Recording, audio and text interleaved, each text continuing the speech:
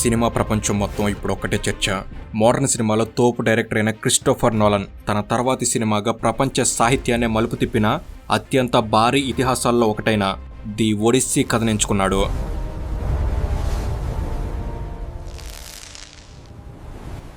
సాధారణంగా Nolan సినిమాలంటేనే non linear screen ప్లేతో అర్థం కాని లాజిక్స్, టైం ట్రావెల్స్ అంటూ బుర్ర తిరిగిపోయేలా ఉంటాయి.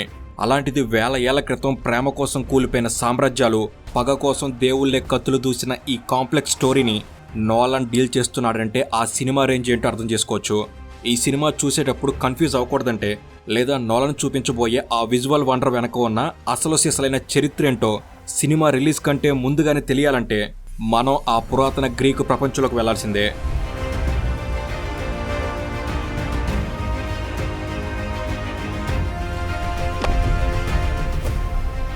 అసలు ద ఒడిస్సీ సినిమా కథ అర్థం కావాలంటే దానికంటే ముందు జరిగిన ఒక భయంకరమైన యుద్ధం గురించి తెలియాలి. అదే ట్రోజన్ వార్. సింపుల్గా చెప్పాలంటే మనం చూడబోయే ఒడిస్సీ సినిమాకి ఇదే ప్రీక్వెల్. మన దేశంలో రామాయణ, మహాభారత గాథలు మనకి ఎంతటి మహోన్నతమైనవో, పురాతనమైనవో, పవిత్రమైనవో, అలాగే వెస్ట్రన్ కంట్రీస్లో ఈ ట్రోజన్ వార్ మరియు ఒడిస్సీ అనే గాథలు అంతటి ప్రాముఖ్యమైనవి. హిస్టరీలో మనం ఎన్నో యుద్ధాల గురించి వినుంటాం. రాజ్యాల కోసం, అధికారం కోసం లేదా సంపద కోసం కొట్టుకు చచ్చిన రాజులను చూసుంటాం. కానీ చరిత్రలోనే మొట్టమొదటిసారి కేవలం ఒక్క అమ్మాయి కోసం, అవును కేవలం ఒక్క అమ్మాయి కోసం ఎవరూ జయించలేరు అనుకున్న ఒక మహా సామ్రాజ్యం పేక మేడలా కూలిపోయింది. ఊహించుకోవడానికి ఆశ్చర్యంగా ఉంది కదా. ఒక పక్క వేల మంది సైన్యం, మరో పక్క ఒక అందమైన ముఖం. ఆ ఒక్కరి కోసం రెండు దేశాలు తలపడ్డాయి. సముద్రం రక్తం రంగులోకి మారింది. ఆకాశాన్ని తాకే కోటగోడలు మట్టిలో కలిసిపోయాయి.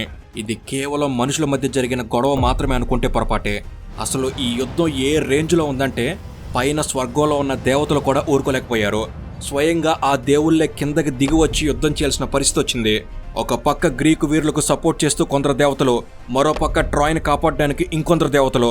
ఇలా మనుషుల్ని పావులుగా వాడుకుంటూ ఆ దేవుళ్ళాడిన ఒక భయంకరమైన చదరంగం ఇది. ఆకాశం, భూమి, సముద్రం ఇలా పంచభూతాలు కూడా ఈ యుద్ధం దాటికి వణికిపోయాయంటే అక్కడ జరిగిన బేభత్సం ఏ రేంజ్లో ఉందో అర్థం చేసుకోండి. అలాగని ఈ యుద్ధం ఒక రోజు, ఒక నెల జరగలేదు. అక్షరాల 10 సంవత్సరాలు, అవును 10 years లాంగ్, 10 సంవత్సరాల పాటు ఆగకుండా రక్తం ఏరులై పారింది. అయితే అసలైన ట్విస్ట్ ఎక్కడుందంటే యుద్ధం అయిపోయాక అందరూ కథ సుఖాంతం అయిందనుకున్నారు. కానీ ఆ బూడిద నుండి మొదలైన మరో కథే ద ఒడిస్సీ. ఈ కథనే గ్రేటెస్ట్ మోడర్న్ డైరెక్టర్ అయిన నోలన్ సినిమా తెరపైన చూపించబోతున్నాడు అంటే అందులో విషయం ఏ రేంజ్లో ఉందో మీరే అర్థం చేసుకోండి. నోలన్ ఎప్పుడు టైం, స్పేస్, డ్రీమ్స్ లాంటి కాంప్లెక్స్ కాన్సెప్ట్స్ని టచ్ చేస్తాడు. కానీ ఆయన కూడా ఆగిపోయి వెనక్కి తిరిగేలా చూసిన ఏకైక కథ ఇది. ఎందుకంటే ఒక మనిషి శారీరకంగా, మానసికంగా ఎంత నరకాన్ని చూడగలడో ఈ కథలో ఉన్నంత రాగా మరెక్కడ ఉండదు. ఇది కేవలం ఒక రాజు ఇంటికి వెళ్లే కథ కాదు. ఇది మనిషి సహనానికి, విశ్వం విసిరిన సవాలుకి మధ్య జరిగిన పోరాటం. ఇది మామూలు ప్రయాణం కాదు, ఒక అల్టిమేట్ సర్వైవల్ డ్రామా.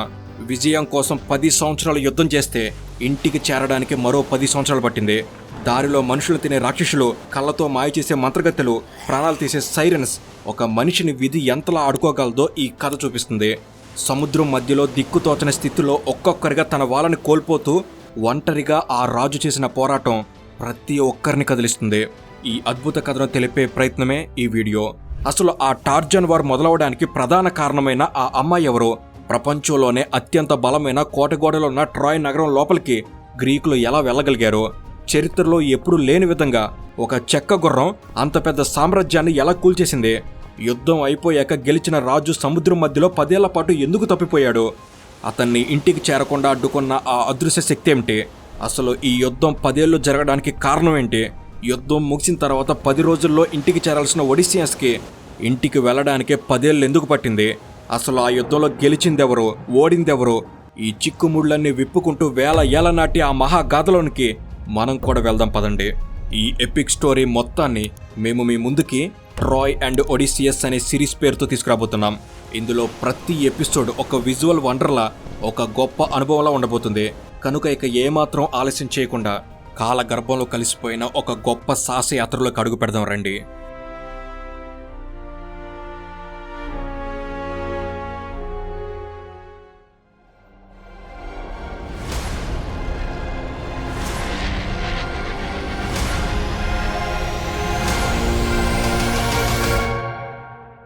ట్రాయ్ యుద్ధం కేవలం మనుషుల మధ్య జరిగింది కాదు, దీని వెనక దైవ రహస్యాలు చాలా ఉన్నాయి. మనం మొదటి భాగంలో అసలు ఈ వినాశనానికి పునాది ఎలా పడిందో తెలుసుకుందాం. చరిత్రలో ఏ పెద్ద యుద్ధం జరిగినా దాని వెనక ఒక బలమైన కారణం ఉంటుంది. కానీ ఈ ట్రోజన్ యుద్ధానికి కారణం ఒక పెళ్లి వేడుక. చాలా కాలం క్రితం పిలీస్ అనే ఒక రాజుకి థేటిస్ అనే ఒక సముద్ర దేవతకి పెళ్లి జరిగింది. ఆ పెళ్లికి లోకంలో ఉన్న దేవతలందరినీ పిలిచారు, కానీ ఒక్క ఎరిస్ అనే దేవతను మాత్రం పిలవలేదు. ఎందుకంటే ఆమె కలహాల దేవత. ఆమె ఎక్కడికి వెళ్తే అక్కడ గొడవలు జరుగుతాయని భయపడి ఆమెను రానివ్వలేదు. తనను పిలవలేదన్న అవమానంతో రగిలిపోయిన ఆమె ఆ పెళ్లి వేడుక జరుగుతున్న చోట ఒక అద్భుతమైన బంగారు యాపిల్ పండును విసిరింది. దాని మీద టు ద ఫెయిరెస్ట్ అంటే అత్యంత అందగత్తెకు అని రాసింది. అసలు చిక్కు ఇక్కడే మొదలైంది. ఆ పండు నాదంటే నాదని ముగ్గురు దేవతలు గొడవపడ్డారు. ఒకరు హెరా, దేవతల రాణి. ఇంకొకరు యాంతెనా, తెలివితేటల దేవత. ఇక మూడో వారు ఆఫ్రోడైట్, ప్రేమ మరియు అందానికి దేవత. ఈ ముగ్గురులో ఎవరు అందగత్తె అని తేల్చడం ఎవరికీ సాధ్యం కాలేదు. దాంతో ఆఖరికి దేవతల రాజైన జూస్ ఈ తీర్పు చెప్పే బాధ్యతను ప్యారిస్ అనే ఒక యువకుడికి అప్పగించాడు. ఈ ప్యారిస్ ఎవరో కాదు, ట్రాయ్ రాజ్యపు రాజు ప్రియామ్ కొడుకు. కానీ అతను పుట్టినప్పుడు ఒక శాపం ఉంది. ఈ పిల్లాడి వల్ల భవిష్యత్తులో ట్రాయ్ నగరం కాలి బూడిదవుతుందని జ్యోతిష్యులు చెప్పడంతో ఆ రాజు భయపడి తన కొడుకుని అడవిలో వదిలేశాడు. అలా ఆ యువరాజు అడవిలో ఒక సామాన్య గొర్రెల కాపరిగా పెరుగుతున్నాడు. ఇక ముగ్గురు దేవతలు ప్యారిస్ దగ్గరకు వచ్చి తమనే అందగత్తిగా ఎన్నుకోమని రకరకాల లంచాలు ఆశ చూపారు. హెరా అతనికి మొత్తం ఆసియా ఖండాన్ని ఏలే అధికారం ఇస్తానంది. ఏతెనా ప్రపంచంలోనే గొప్ప యుద్ధ వీరుడుగా మారుస్తాను, నీకు అపజయం ఉండదు అంది. కానీ ఆఫ్రోడైట్ మాత్రం ఈ భూమి మీద ఉన్న అత్యంత అందమైన స్త్రీని నీకు భారీగా ఇస్తాను అని మాటిచ్చింది. దాంతో ప్యారిస్ అధికారాన్ని, యుద్ధ విద్యను వదిలేసి ఒక అందమైన అమ్మాయి కావాలని తన తీర్పుని ఆఫ్రోడైట్కి అనుకూలంగా ఇచ్చాడు. దాంతో ఆ పండు ఆమెకి దక్కింది. కానీ ప్యారిస్ చేసిన ఈ పని వల్ల మిగతా ఇద్దరు దేవతలు తీవ్రంగా కోపగించుకున్నారు. ట్రాయ్ నగరాన్ని నాశనం చేయాలని అప్పుడే కంకణం కట్టుకున్నారు. ఇక్కడ ప్యారిస్కి ఆఫ్రోడైట్ మాటిచ్చిన ఆ అందగత్తె మరెవరో కాదు, గ్రీకు దేశంలోని స్పార్తా రాజ్యపు రాణి హెలెన్. ఆమె అందం గురించి ఆ కాలంలో కథలు కథలుగా చెప్పుకునేవారు. కానీ ఆమెకు అప్పటికే మెనిలాస్ అనే రాజుతో పెళ్లి జరిగింది. అయినా కూడా ప్యారిస్ తనకు దక్కిన వరం సాయంతో ఒక అతిథిలా స్పార్టా రాజ్యానికి వెళ్లి నమ్మక ద్రోహం చేసి రాణి హెలెన్ని తీసుకొని తన రాజ్యమైన ట్రాయ్కి పారిపోయి వచ్చాడు. దాంతో మెనిలాస్ రాజు తన భార్యని, తన రాజ్య గౌరవాన్ని ఎవరో పరాయి దేశపు వాడు ఎత్తుకుపోవడంతో రగిలిపోయాడు. అతను తన అన్నయ్య అయిన అగమెమ్నాన్ సహాయం కోరాడు. అప్పుడు గ్రీకు దేశంలో ఉన్న వందలాది చిన్న చిన్న రాజ్యాల రాజులందరూ కలిసి ట్రాయ్ మీద యుద్ధం ప్రకటించారు. అసలు ఈ మహాసంగ్రామం, మహాయుద్ధం గురించి అర్థం చేసుకోవాలంటే మనం ముందుగా ఆ యుద్ధం జరిగిన నేల గురించి, అక్కడ ఉన్న మనుషుల గురించి పూర్తిగా తెలుసుకోవాలి. మన భారత రామాయణంలో లాగానే ఆ కాలంలో కూడా గ్రీకు దేశంలో రాజ్యాలుండేవి, రాజులుండేవారు. దేవుళ్ళు మనుషుల మధ్య తిరిగేవారు. అప్పట్లో ప్రపంచం రెండు ముక్కలుగా ఉండేది. ఒకవైపు సముద్రం అవతల ఉన్న ట్రాయ్, సముద్రం మరోవైపు గ్రీకు దేశంలోని చిన్న చిన్న రాజ్యాలు. మొదటిగా మనం ట్రాయ్ నగరం గురించి మాట్లాడుకుందాం. దీన్ని ఆ కాలంలో మనుషులు నిర్మించిన అద్భుతం అని చెప్పేవాళ్ళు. కానీ నిజానికి ఆ కోట గోడల్ని మనుషులు కట్టలేదు. పురాణాల ప్రకారం గ్రీకు దేవుళ్ళైన పొసైడన్ అనగా సముద్రదేవుడు మరియు అపోలో అనగా సూర్యదేవుడు, వీరిద్దరూ ఒక శాపం వల్ల భూమి మీదకొచ్చి ట్రాయ్ రాజు లా ఒమెడన్ దగ్గర కూలీలుగా పనిచేశారు. ఆ దేవుళ్ళు తమ స్వహస్తాలతో పేర్చిన రాళ్లతో ఆ కోట గోడలు తయారయ్యాయి. అందుకే మనుషులు తయారు చేసిన ఏ ఆయుధం కూడా ఆ గోడల్ని బద్దలు కొట్టలేకపోయేది. ట్రాయ్ రాజ్య ప్రజలకి ఆ గోడలే ప్రాణం, అదే వారి ధైర్యం. బయట ప్రపంచం మొత్తం నాశనం అయిపోయినా తమ కోట లోపల తాము సురక్షితంగా ఉంటామనే నమ్మకం వారికి ఉండేది. కేవలం గోడలే కాదు, ట్రాయ్కున్న అసలు పవర్ దాని లొకేషన్. ఈ నగరం ఆసియా మరియు యూరప్ ఖండాల మధ్యలో సముద్ర తీరంలో ఉండేది. ఆ సముద్రం మీద వ్యాపారం కోసం వెళ్లే ప్రతి ఓడ ట్రాయ్ నగరాన్ని దాటుకుని వెళ్ళాలి. అలా వెళ్లే ఓడల నుంచి ట్రాయ్ రాజులు విపరీతంగా ట్యాక్సెస్ వసూలు చేసేవారు.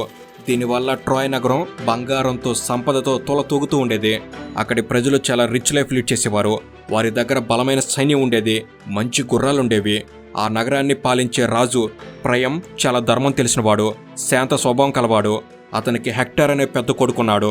అతను ఎంత గొప్ప వీరుడంటే ఒక్కడే 100 మంది గ్రీకు సైనికులను ఎదిరించగలడు. ఇది సింపుల్గా ట్రాయ్ నగర చరిత్ర.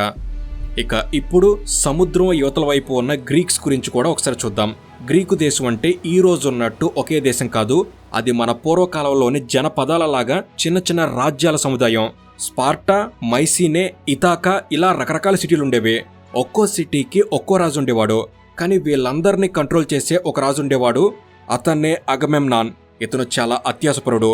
ప్రపంచంలో ఉన్న ప్రతి రాజ్యం తన పాదాల కింద ఉండాలని కోరుకునేవాడు. ఇతని తమ్ముడే మెనెలాస్. ఇతను స్పార్టా నగరానికి రాజు. చాలా బలవంతుడు.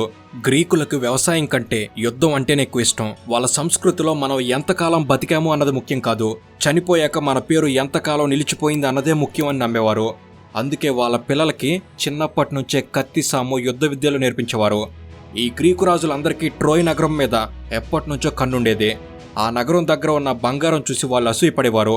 ట్రోయ్ వాళ్ళు సముద్రం మీద పెత్తనం చెలాయిస్తుంటే గ్రీకు రాజులకు మంటగా ఉండేది. ఆ నగరాన్ని ఎలాగైనా నాశనం చేసి ఆ సంపదను దోచుకోవాలని అగమెమ్నాన్ ఎప్పటి నుంచో వెయిట్ చేస్తున్నాడు. అతనికి కేవలం ఒక చిన్న కారణం దొరికితే చాలు యుద్ధం ప్రకటించడానికి సిద్ధంగా ఉన్నాడు. సరిగ్గా అప్పుడే ట్రోయ్ యువరాజు ప్యారిస్ గ్రీకు రాణి హెలెన్ ఎత్తుకురావడం జరిగింది. ఇది అగమెమ్నాన్కి దేవుడిచ్చిన వరంలా అనిపించింది. తన తమ్ముడి భార్యను తెచ్చుకోవడం అనేది ఒక సాకు మాత్రమే. అసలు ప్లాన్ మాత్రం ఆ అజేయమైన ట్రోయ్ కోటని బద్దలు కొట్టి ఆ రాజ్యాన్ని తన గుప్పిట్లోకి తెచ్చుకోవడం. అందుకే గ్రీకు దేశంలోని రాజులందరినీ, వీరులందరినీ పిలిచి ఇది మన జాతికి జరిగిన అవమానం అని రెచ్చగొట్టి యుద్ధానికి సిద్ధం చేశాడు. అయితే ఈ మహాసంగ్రామం వెనక కంటికి కనిపించని అసలు రహస్యం మరొకటి ఉంది. పైకి చూస్తే ఇది గ్రీకు రాజులు హెలెన్ కోసం చేస్తున్న యుద్ధంలా కనిపిస్తుంది. కానీ ఈ కథలో అసలు ట్విస్ట్ ఏంటంటే గ్రీకు సైన్యం వెనక ముగ్గురు అత్యంత శక్తివంతమైన దేవుళ్ళు, గాడ్ ఫాదర్స్ లా నిలబడ్డారు. వాళ్లే హెరా, అదీనా మరియు పొసైడాన్. వీళ్ళు గ్రీకులకు ఎందుకు సపోర్ట్ చేశారని చూస్తే దీనికి ప్రధాన కారణం ఆడవాళ్ల పగ. ట్రోయ్ యువరాజు ప్యారిస్ ఆ బంగారు యాపిల్ పండుని ఎప్రోడైటీకి ఇచ్చి హెరా అనగా దేవతల రాణి మరియు అదీనా అనగా యుద్ధ దేవత అందాన్ని తక్కువ చేసి అవమానించాడు. మమ్మల్ని కాదని వేరే ఆమెను అందగత్తి అంటాడా అనే ఈగో వాళ్ళలో రగిలిపోయింది. ఆ పగ తీర్చుకోవడానికే వాళ్ళు గ్రీకు సైన్యాన్ని తమ ఆయుధంగా మార్చుకున్నారు. ట్రోయ్ నగరాన్ని నాశనం చేయడానికి గ్రీక్ వాళ్ళకు అండగా ఉన్నారు. ఇక గ్రీకులకు అండగా నిలిచిన మూడో వ్యక్తి సముద్రదేవుడు పొసైడాన్. ఇతనికి ప్యారిస్తో గొడవలేదు, కానీ ట్రోయ్ రాజవంశం మీద పాత పగ ఉంది. ఒకప్పుడు ఒక శాపం వల్ల పొసైడాన్ మనిషి రూపంలో ట్రాయ్కి వచ్చాడు. అక్కడి రాజు అడిగినట్టుగా ట్రాయ్ కోటకి భారీ గోడలు కట్టాడు. పనైపోయాక మాత్రం ఆ రాజు ఏం చేశాడు తెలుసా? డబ్బులు ఇవ్వను అని దేవుడికి కూలెగ్గొట్టాడు. అప్పుడు పొసైడాన్కి మండిపోయింది. నా చేతులతో కట్టిన ఈ గోడల్ని నా చేతులతోనే కూల్చేస్తానని శబ్దం చేశాడు. అదే కోపం, అదే పగ ట్రోయ్ యుద్ధం వచ్చినప్పుడు పొసైడాన్ గ్రీకుల వైపు నిలబడడానికి కారణమైంది. సో ట్రోయ్ వినాశనానికి అసలు మొదటి విత్తనం అప్పుడే పడింది. అలా ప్యారిస్ చేసిన పని, వాళ్ళ తాత చేసిన మోసం కలిసి ఈ ముగ్గురు దేవుళ్ళని గ్రీకుల వైపు నిలబెట్టేలా చేశాయి. మనం మనుషుల గురించి, రాజుల, దేవుళ్ల గురించి మాట్లాడుకున్నాం, కానీ అసలు ఈ కథనంతా వెనకుండి నడిపించింది మాత్రం జూస్. గ్రీక్ పురాణాల్లో దేవతలందరికీ రాజు ఇతనే. ఆకాశం, ఉరుములు, మెరుపులు అన్ని ఇతని కంట్రోల్లోనే ఉంటాయి. ఆఖరికి ఏ మనిషి బతకాలి, ఏ మనిషి చనిపోవాలి అనేది నిర్ణయించేది కూడా ఇతనే. ట్రోజన్ యుద్ధం అనేది పైకి ఎవరో రాజుల కోపం వల్ల జరిగింది అనుకుంటే పొరపాటే. బ్యాక్గ్రౌండ్ నిజానికి ఇదంతా జూస్ వేసిన ఒక భారీ మాస్టర్ ప్లాన్. దీని అసలు కారణం పురాణాల ప్రకారం ఒకానొక సమయంలో భూమి మీద జనాభా విపరీతంగా పెరిగిపోయింది. మనుషుల పాపాలు, అక్రమాలు పెరిగిపోవడంతో భూమాత ఆ బరువును మోయలేక జూస్ దగ్గరకు వెళ్లి మొరపెట్టుకుందట. నా మీద భారం తగ్గించు, ఈ జనాభాను తగ్గించు అని వేడుకుంది. అప్పుడు జూస్ ఒక నిర్ణయం తీసుకున్నాడు. ఏదో ఒక చిన్న రోగం వస్తే కొద్దిమంది చనిపోతారు, కానీ ఒక మహాయుద్ధం వస్తే లక్షల మంది చనిపోతారు. అప్పుడు భూమి భారం తగ్గుతుందని ఆలోచించాడు. అంటే ఈ ట్రోజన్ యుద్ధం అనేది మనుషుల సంఖ్యను తగ్గించడానికి దేవుడు ఆడిన ఒక క్రూరమైన ఆట. హెలెన్ అపహరణ అనేది కేవలం ఒక నిప్పురవ్వ మాత్రమే. అసలు పెట్రోల్ పోసింది మాత్రం జూస్. ఇంకో ఆసక్తికరమైన విషయం ఏంటంటే ఈ యుద్ధంలో మహావీరుడుగా గ్రీకుల వైపు పోరాడిన అకిలీస్ పుట్టుక వెనక కూడా జూస్ ఉన్నాడు. అకిలీస్ తల్లి థేటిస్ ఒక సముద్ర దేవత. ఆమె అంటే జూస్కి చాలా ఇష్టం. ఆమెను పెళ్లి చేసుకోవాలనుకున్నాడు, కానీ ఒక భవిష్యవాణి అతను భయపెట్టింది. థేటిస్కి పుట్టే కొడుకు తండ్రి కంటే గొప్పవాడవుతాడు, తండ్రిని మించిపోతాడు అని ఆ జాతకం చెప్పింది. ఒకవేళ జూస్ ఆమెను పెళ్లి చేసుకుంటే పుట్టే కొడుకు తననే చంపి దేవతల రాజు అయిపోతాడేమోనని జూస్ భయపడ్డాడు. అందుకే తన సింహాసనాన్ని కాపాడుకోవడానికి ఆ దేవతని ఒక సామాన్య మానవరాజైన పెలియస్కి ఇచ్చి పెళ్లి చేశాడు. అలా ఒక దేవతకి ఒక మనిషికి పుట్టినవాడే అకిలీస్. ఇక బంగారు యాపిల్ పండు గొడవ వచ్చినప్పుడు కూడా జూస్ తన తెలివిని ఉపయోగించాడు. ముగ్గురు దేవతలు తన దగ్గరకు వచ్చి మాలో ఎవరు అందగత్తే నువ్వే తీర్పు చెప్పని అడిగారు. అది చాలా ప్రమాదకరమైన సిచ్యువేషన్. ఎవరికి సపోర్ట్ చేసినా మిగతా ఇద్దరు తన మీద పగబడతారు, స్వర్గంలో గొడవలవుతాయి. అందుకే ఆ తలనొప్పి తన మీద పడకుండా తెలివిగా నేను కాదు, ఆ భూలోకంలో ఉన్న ప్యారిస్ అనే యువకుడు తీర్పు చెప్తాడు, అక్కడికి వెళ్ళండి అని పంపించేశాడు. అలా తన చేతికి మట్టి అంటకుండా మొత్తం మనుషుల మీదకి నెట్టేశాడు. అలా మనుషుల అమాయకత్వం, దేవుళ్ల స్వార్థం కలిసి ఈ మహాయుద్ధానికి దారితీశాయి. ఈ యుద్ధం మొత్తానికి హీరో ఎవరో కాదు, అకిలీస్.